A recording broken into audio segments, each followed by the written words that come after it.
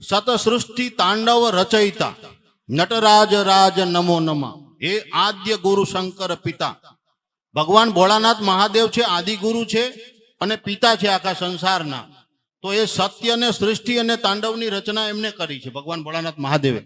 તો ભગવાન એ બધાને પ્રેરણા આપે છે. આજે તમે અત્યારે જે મીડિયા પરિવાર છે એ એમના માધ્યમથી આ એક ધર્મના ભગવાન ભોળાનાથ મહાદેવે તમને એક પ્રેરણા આપી કે આ તમે આજે અમૃત મંથનનો કાર્યક્રમ તમે રાખો અને એના દ્વારા લોકોને આ સત્સંગ સાધુ સંતોની જે વાત છે, આપણા ધર્મની જે વાત છે એ લોકો તક પહોંચાય, જન જન તક ટીવીના માધ્યમથી, અને એ લોકો એનો અનુભવ કરે.